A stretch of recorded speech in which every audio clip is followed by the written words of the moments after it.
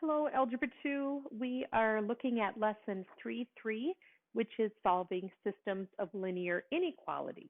We've already looked at solving systems of equations or equalities, and now we're going to look at systems of inequalities. A system of linear inequalities is a set of two or more linear inequalities with the same variables. When you graph more than one inequality on the same graph, the region where the shadings overlap is the solution region or the feasible region. When you were solving systems of equations, if they intersected at a single point, an ordered pair. And now we're looking at a whole region where they overlap.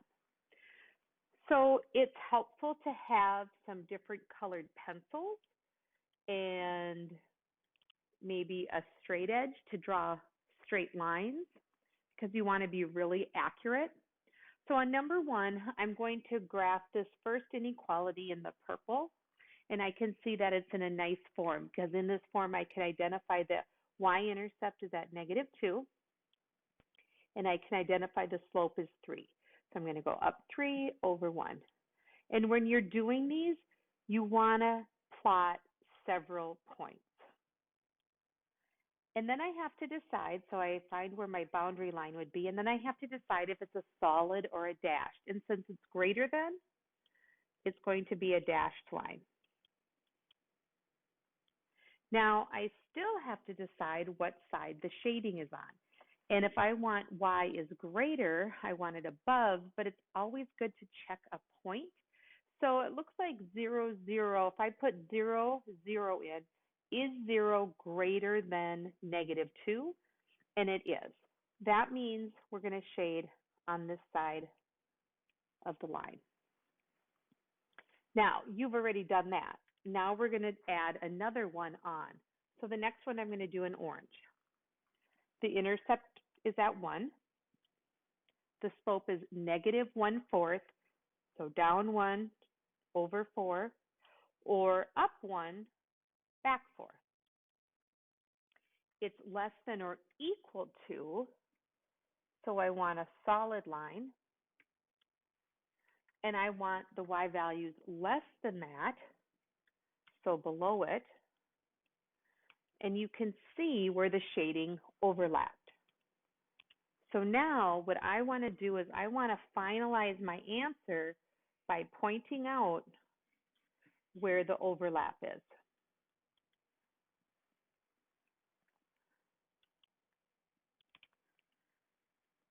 That whole region is my solution. On number 2, I don't have it solved for y, so this is a really good one to use intercepts on. If I put x is 0, then I have 2y is greater than 8, and then I can solve it and I can get the intercept of 4. So when x is 0, I'm at 4 on the y. And then the same thing if y is 0, I would be at 4 on the x. Now, I know that it's a dashed line, but it might not be quite as easy to figure out which side of the line you want to shade. This is where you really want to pick an ordered pair or solve that equation or that inequality for y. I'm going to try 0, 0. If I put 0, 0 in and get a true statement, I want to shade with 0, 0. If I put 0, 0 in and it's not accurate, then I want to shade on the other side. So if I put 0, is 0 greater than 8? No. That means I need to shade on that side of the inequality line.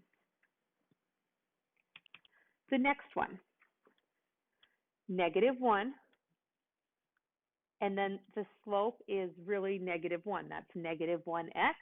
So down 1 over 1, down 1 over 1, down 1 over 1, or up 1, back 1. And I would plot as many points as you can on your grid, and it would be a dashed line. And I want values less than. So in this case, there is no overlap. There is no solution region or feasible region.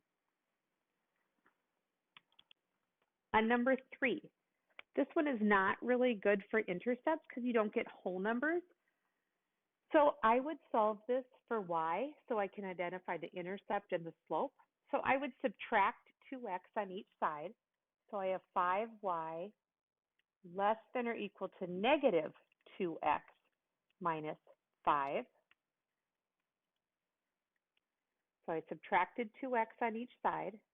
Now I need to divide everything by 5. And I get y is less than or equal to, I'm going to leave this as a fraction because that's easy with the slope. And I can simplify that to negative 1. So my intercept is at negative 1.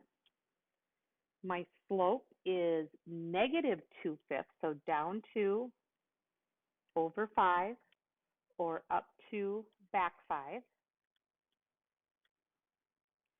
It's a solid line, and it's less than or equal to, and now I can go to the next one. So on the next one, y is greater than or equal to negative 4. Anytime we have y equals, we should remember that that's a horizontal line. So if I want to graph the inequality, I'm going to graph the boundary line first. So y at negative 4, and it's a solid line. And I want y is greater. And the overlap